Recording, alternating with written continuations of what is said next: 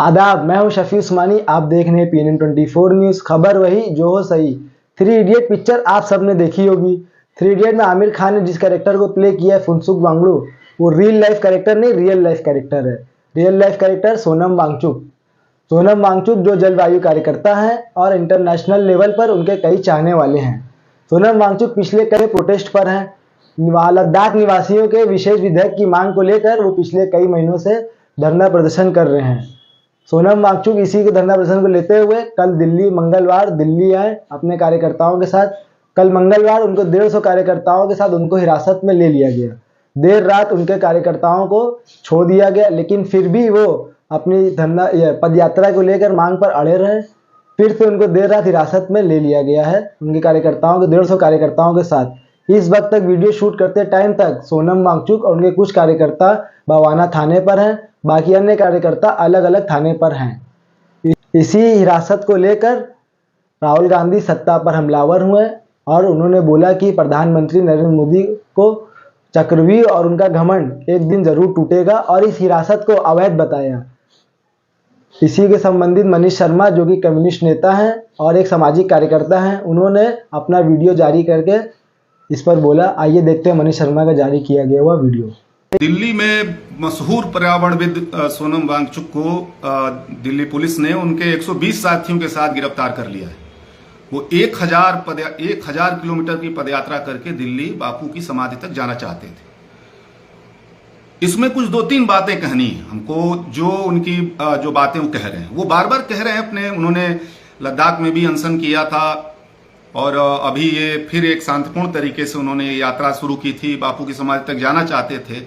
बार बार वो कह रहे हैं कि लद्दाख को पूर्ण राज्य का दर्जा दिया जाए और उसकी स्वायत्तता की सुरक्षा किया जाए। उस तरह के अनुच्छेद उनके ऊपर लागू किया जाए जिससे उनके अपने लोगों की सुरक्षा की जा सके।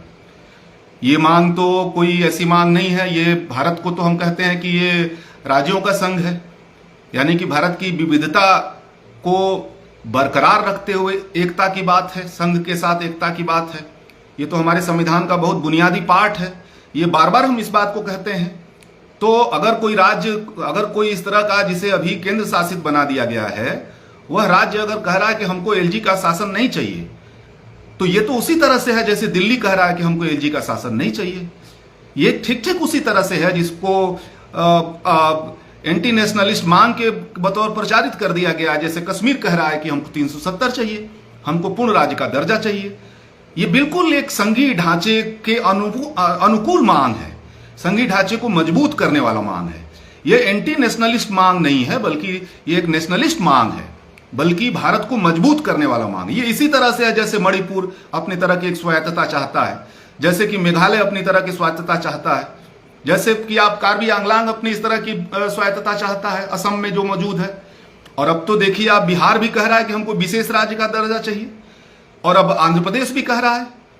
तो कोई भी राज्य जो है अपने हिसाब से अपने शासन को चलाना चाहता है, और ये ज्यादा बेहतर है। भारत की विविधता को और संघीय ढांचे को और भारत की एकता के लिए जरूरी मांग है।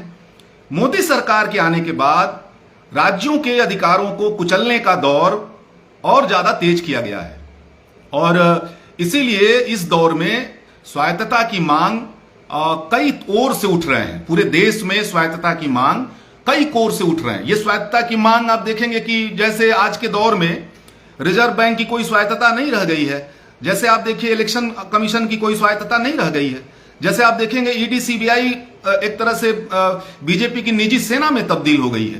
तो चौतरफा स्वायत्तता पे हमला है, और स्वायत्तता पे हमला भारत के संघीय ढांचे पे हमला है, मजबूत भारत पे हमला है, भारत की एकता पे हमला है। और इसलिए हमको लगता है कि विपक्ष को इस पे बहुत खुल करके बहुत ताकतवर तरीके से आना चाहिए। इसमें सेलेक्टिव चुप्पी नहीं होनी चाहिए। इस पे लद्दाख के साथ जब आप खड़ा होते हैं तो आपको कश्मीर के साथ भी खड़ा होना चाहिए।